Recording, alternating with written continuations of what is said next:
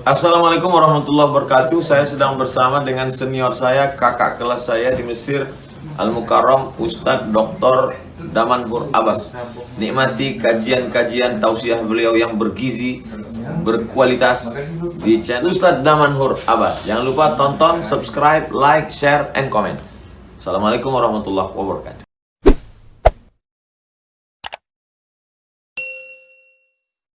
Assalamualaikum warahmatullahi wabarakatuh. Alhamdulillahilladzi ahyana ba'dama amatana wa ilaihi nusyur. Asyhadu an la ilaha illallah lahu da'watul haq harisun 'alaiha wa aujaba tabsyiri biha wa takum minkum ummatu yad'una ilal khair wa ya'muruna bil ma'ruf wa yanhauna 'anil munkar wa ulaika humul muflihun. Wa asyhadu anna Muhammadan 'abduhu wa rasuluh ballagha ar-risalah wa adda al-amanah ونصح الأمة وكشف الغمة حتى أتانا اليقين ليلها كنهارها لا يزيغ عنها إلا هالك. اللهم صل على سيدنا محمد النبي الأمي الحبيب المحبوب العلي القدر العظيم الجه وعلى أزواجه أمهات المؤمنين وذرياته وآل بيته وأصحابه أجمعين. رب اشرح لي صدري ويسر لي أمري واحلل عقدة من لساني يفقهوا قولي. أما بعد. Para asatiz yang saya muliakan, ayah bunda yang saya cintai, dan bapak ibu jemaah salat subuh yang dirahmati Allah, marilah senantiasa kita memanjatkan puji dan syukur kita kepada Allah yang telah memberikan nikmat iman kepada kita sehingga kita dapat melaksanakan salat subuh berjamaah. Ini merupakan salah satu nikmat yang masih Allah berikan kepada kita pada saat masih banyak saudara-saudara kita mereka diberikan kenikmatan materi dunia, diberikan kenikmatan dunia, akan tetapi mereka tidak diberikan kenikmatan keimanan seperti ini. Ini adalah salah satu nikmat yang memang harus senantiasa kita syukuri atas nikmat yang diberikan oleh Allah kepada kita sampai dengan hari ini. Salawat dan salam mari sama-sama kita panjatkan kepada junjungan kita Nabi besar Muhammad sallallahu alaihi wasallam yang telah mengajarkan kepada manusia segala aspek tatanan kehidupannya. Rasulullah SAW mengajarkan kepada kita bagaimana yang disukai oleh Rasul, yaitu pada saat Rasul memberikan contoh dengan at-tayammun. At-tayammun itu adalah kita melakukan segala sesuatu perbuatan dengan tangan kanan, dengan anggota tubuh yang kanan. Pada saat kita ingin melangkah memasuki rumah, maka kita memasukinya dengan kaki yang kiri, dengan kaki yang kanan. Pada saat kita mengkonsumsi makanan, biasakan kita mengkonsumsinya dengan tangan yang kanan. Ini merupakan salah satu yang dianjurkan oleh baginda Rasulullah SAW. Nah, apa yang membuat kita tidak akan terasa berat pada saat ingin melaksanakannya, yaitu pada saat kita menghadirkan, misalnya pada saat kita ingin minum seperti ini, kita hadirkan rasa bahwasan seperti inilah yang diajarkan oleh baginda Rasulullah SAW. Menghadirkan kesadaran pada saat setiap sesuatu yang kita lakukan ini akan membuat kita itu lebih hati-hati dalam melakukan pekerjaan. Tapi betapa banyak hari ini pada saat kita melakukan pekerjaan, maka kita tidak pernah sadar tentang apa yang kita lakukan, sehingga kita bertindak tidak sesuai dengan apa yang diperintahkan oleh Allah dan Rasulnya. Ini yang membuat kita itu jauh dari apa yang diajarkan oleh Allah dan Rasul. Oleh sebab itu, senantiasalah berselawat. Agar apa? Agar hati ini bisa terpatri cinta kepada baginda Rasulullah SAW. Sehingga kita tidak terasa berat pada saat kita ingin melakukan aktivitas-aktivitas yang dianjurkan oleh baginda Rasulullah, tidak akan terasa berat. Selain itu, fungsi dari selawat tersebut juga adalah bahwasanya nanti kita kelak pada saat kita dibangkitkan di hari akhirat, maka kita semua akan mencari sosok tersebut. Hari ini bapak-bapak pada saat ingin mengambil cuti, maka bapak-bapak akan menghadapkan kepada pimpinannya. Bagaimana pimpinan tahu kalau seandainya kita tidak pernah salat subuh berjamaah dengan pimpinan? Ini merupakan salah satu hal yang harus kita investasikan dari sekarang. Perbanyak selawat kepada baginda Rasulullah SAW. Agar apa? Agar pada saat kita datang nanti ingin meminta syafaat kepada baginda Rasulullah, maka Rasul akan memberikan syafaatnya tersebut kepada kita.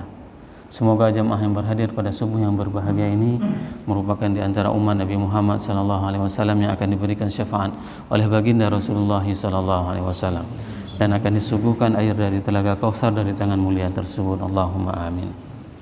Bapak Ibu jamaah yang dirahmati Allah, pada subuh sebelumnya kita telah menjelaskan tentang bagaimana perbuatan orang-orang yang mengingkari terhadap apapun yang diperintahkan oleh Allah dan Rasul, maka mereka semuanya akan dicatat mereka dalam buku catatan yang di dalam hadis yang sahih disebutkan buku catatan setiap kita itu mempunyai 99 jilid. Bayangkan, kitabum marqum, ya, kitab yang tertulis yang bernomor filing itu, kitab yang semuanya sudah ada jilitannya itu adalah 99 jilid. Bayangkan, untuk misalnya dalam sebuah acara sinetron, ya, ataupun acara sebuah, misalnya kita masuk dalam studio, itu sudah ada transkripnya yang harus kita bicarakan dan itu harus kita hafal. Ini misalnya wawancara menanyakan ini jawabannya apa, itu semua sudah ada. Bayangkan kalau seandainya Allah memberikan kepada kita umur 80 tahun, sejauh mana catatan tersebut harus kita bacakan satu persatu, detik per detik. Nah, bagi mereka-mereka yang mengisi buku catatannya dengan kemaksiatan kepada Allah dan Rasul, maka mereka itu akan dimasukkan ke dalam neraka. Tapi indahnya Al-Quran tersebut pada saat menceritakan ada buku catatan yang jelek, mereka akan dimasukkan ke dalam neraka, maka akan diseimbangkan di dalam Al-Quran. Maka disebutkan juga di ayat 18 sampai dengan ayat 21 mengenai catatan yang baik, ya, feeling yang baik, tertulis secara baik, dan mereka akan dimasukkan ke dalam surga. Mari sama-sama kita bacakan firman Allah yang berbunyi a'udzubillahi minasyaitonirrajim. Bismillahirrahmanirrahim. Inna kitabal abrara lafi 'illiyyin wa ma adraka ma 'illiyun kitabun marqum yashhaduhul muqarrabun. Shadaqallahul azim. Ayat 18 ini sampai dengan ayat 21 itu menjelaskan inna kitabal abrara lafi 'illiyyin, sesungguhnya kitab orang-orang yang berbuat kebaikan tersebut berada pada posisi yang teratas, berada pada posisi yang mulia. Wa ma adraka ma 'illiyun, tahukah kalian apa yang dimaksud dengan posisi yang tinggi tersebut? Kitabun marqum, yaitu buku catatan yang tertulis semuanya, yang tercatat semuanya.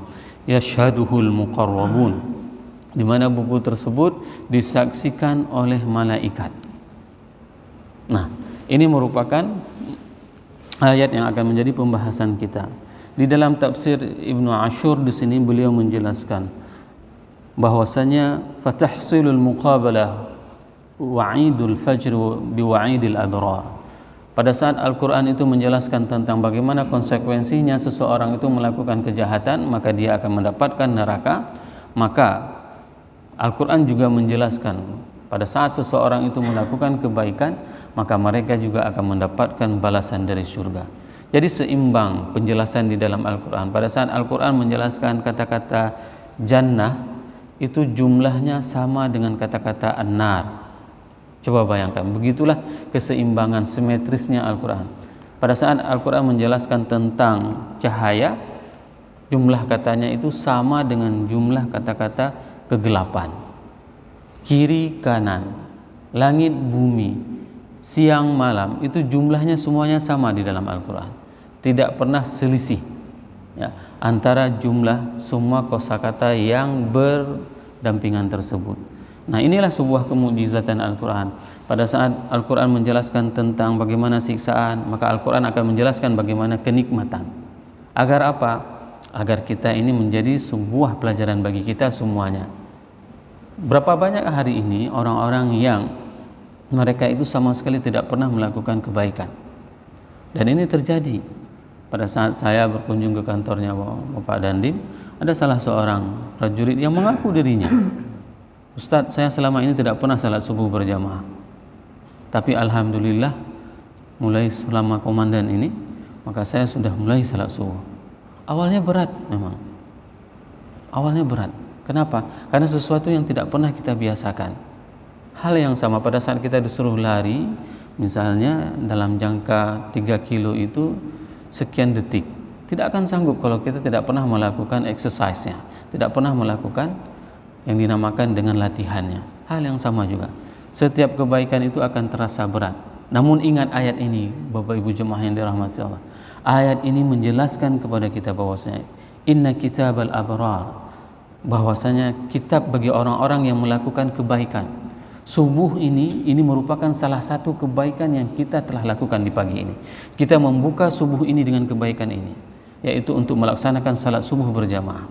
Walau awalnya ini adalah perintah dari pimpinan, maka jadikanlah ini adalah sebagai untuk menguatkan keimanan kita kepada Allah. Agar apa? Agar kita termotivasi dengan ayat ini. Setiap kebaikan tersebut lafi 'illiyin, bahwasanya dia akan berada pada posisi yang tinggi. Wa ma adraka ma 'illiyun. Uslub ini sudah kita pernah jelaskan pada ayat sebelumnya. Pada saat Al-Quran mengulangi lagi dengan sebuah pernyataan, dengan sebuah pertanyaan, ini menunjukkan bahwasanya pertanyaan tersebut adalah penting.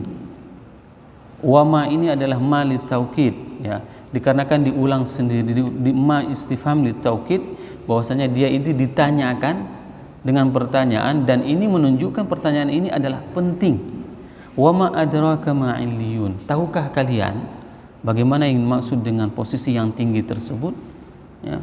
Kitabun marqum, yaitu kitab yang terjilid semuanya. Sebagaimana saya katakan tadi bahwasanya jilidan kitab kita itu 99 jilid.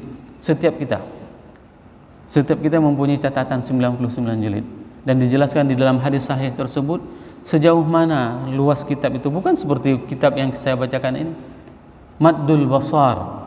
Di dalam hadis tersebut dikatakan sejauh mata memandang, begitulah luas buku catatan kita, begitulah luasnya. Maka kita itu pada saat ingin dicabut nyawa kita oleh Allah, ya, maka kita itu akan diputar semua film itu, kejadian itu. Wa idza balagatil hulqum, Allah berfirman di dalam surah Al-Waqiah, wa idza balagatil hulqum wa antum hina idzin tanzurun wa nahnu aqrabu ilaihi minkum walakin la tubsirun. Pada saat nyawa itu mencapai kepada tenggorokan, hulqum, wa antum hina idzin tanzurun, maka semua itu akan terlintas di dalam benak kita. Oh, dulu saya pernah berzina, dulu saya pernah mabuk, oh dulu saya pernah membunuh orang, saya pernah menggelapkan harta orang, mengambil hak orang. Itu semua akan di flashback kembali, akan diputar kembali. Bayangkan begitu dahsyatnya suasana seseorang itu pada saat sakaratul maut. Kalau seandainya mereka dalam kehidupannya sehari-hari mereka mengisinya dengan kemaksiatan kepada Allah.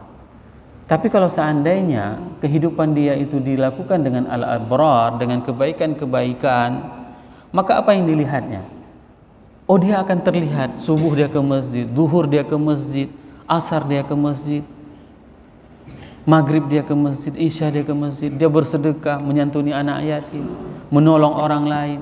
Jadi yang dilihat pada saat malaikat maut itu mencabut nyawanya itu adalah semuanya kebaikan-kebaikan yang pernah dilakukan pada saat dia hidup di dunia ini. Maka ini adalah kesempatan kepada kita semuanya, agar apa? Agar kita pada saat Allah masih memberikan umur panjang kepada kita, maka kita isilah kehidupan kita ini dengan amal-amal saleh yang akan memperberat mizan kita. Yashhaduhul muqarrabun, yang dimana pada saat kitab itu diberikan kepada manusia, maka itu disaksikan oleh malaikat. Nah, dalam pendapat yang lain itu dikatakan bahwasanya yashhaduhul muqarrabun, bahwasanya setiap kita itu ada yang dinamakan dengan dua malaikat pendamping, ya, di mana Allah berfirman di dalam surat Taha, di dalam surat Qaf, yang berbunyi ma yalfidhu min qawlin illa ladaihi raqibun atid, ya, bahwasanya tidak ada satupun gerak-gerik manusia itu yang tidak pernah terlepas dari pantauan malaikat raqib dan atid. Duduk kita pada subuh yang berbahagia ini, ya, sambil kita berzikir, mungkin ada yang tertidur karena kelelahan, itu semuanya dalam catatan malaikat, sehingga catatan tersebut itu akan mengisi semuanya, detik per detik, menit per menit, Itu semua dalam catatan. Di menit pertama kita masih mendengarkan, 5 menit kedua mata sudah mulai sayu, itu semua tercatat.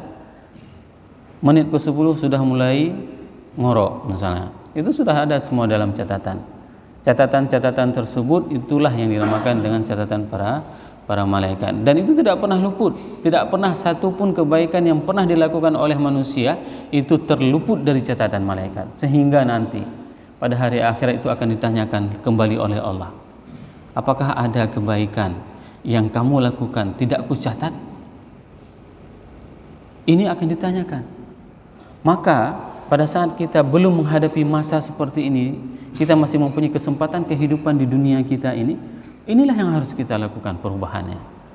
Apa yang harus kita lakukan? Pada saat kita diberikan amanah, maka jangan sampai amanah itu kita khianati. Mengkhianati amanah yang diberikan oleh pimpinan itu adalah bagaimana yang dikatakan dengan mengkhianati amanah yang diberikan oleh Allah. Khianat.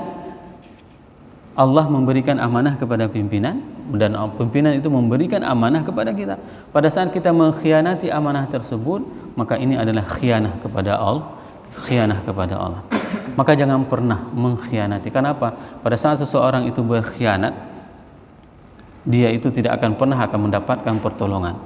Apa yang membuat seseorang itu bisa hidup sukses di dunia ini, walaupun terkadang pangkatnya itu rendah, pangkatnya itu kecil, tidak besar, akan tetapi kehidupannya itu sungguh luar biasa, sungguh tenang. Dikarenakan apa? Dikarenakan dia tidak pernah berkhianat terhadap apapun yang diperintahkan oleh Allah, sehingga dia menerjemahkan di dalam pekerjaannya sehari-hari. Dia tidak melakukan kecurangan apapun. Hari ini pada saat seseorang itu melakukan sebuah kecurangan, maka dia akan berembes kepada kecurangan berikutnya, dia akan menutupi kecurangan-kecurangan tersebut dengan segala macam bentuknya, sehingga ini akan menjadi akumulasi kecurangan tersebut itu akan terbongkar, tidak akan pernah, kemungkaran itu tidak akan pernah akan abadi. Wa qul ja'al haqqu wa zahaqal batil innal batila kana zahuqa. Itu sudah jelas teorinya. Al-Quran menjelaskan kepada kita, memberikan panduan kepada kita, jangan pernah melakukan kecurangan. Taatlah kamu kepada pemimpinmu selama pemimpin itu memberikan amanah kepada kamu untuk melakukan kebaikan, sehingga bisa meningkatkan keimanan kepada Allah dan kepada Rasul. Ini adalah amanah yang harus kita patuhi bersama. Sehingga apa? Pada saat kita melakukan seperti itu, maka itulah yang dinamakan dengan kecintaan kita kepada Negara Kesatuan Republik Indonesia.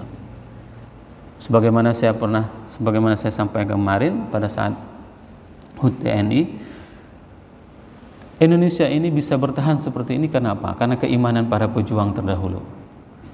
Lihatlah keikhlasan para pejuang-pejuang kita, sehingga hari ini kita dengan mudah merasakan kenikmatan kemerdekaan tersebut. Tidak seperti kakek-kakek kita dulu, mereka harus makan beras yang berkutu, harus makan singkong, penuh dengan perjuangan. Karena apa? Karena mereka selalu dalam masa-masa kesusahan. Tidak ada kemudahan seperti hari ini. Hari ini kita diajak untuk salat berjamaah, suasana masjidnya berambal, masjidnya ber-AC, masih juga kita enggan. Ini hal yang memang harus menjadi refleksi kepada kita semuanya. Pada saat sesuatu yang dianjurkan oleh pimpinan itu dalam hal bentuk kebaikan, sehingga bisa meningkatkan keimanan kita kepada Allah dan kepada Rasul, maka iakan, maka segerakanlah perintah tersebut. Kenapa? Karena ini adalah investasi untuk diri kita, untuk memenuhi kitabum marqum, kitab yang akan kita isi tersebut, yang jilidnya itu sampai dengan 99 jilid, dan luas kitab buku catatan kita itu adalah sejauh mata memandang.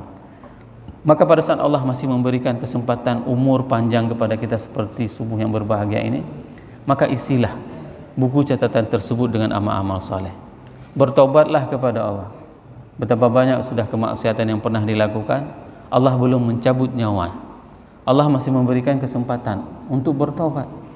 Bertobatlah, minta ampun kepada Allah. Sehingga apa? Sehingga perjalanan hidup kita yang semakin tua ini semakin dekat dengan Allah dan semakin cinta kita kepada Allah dan kepada Rasul.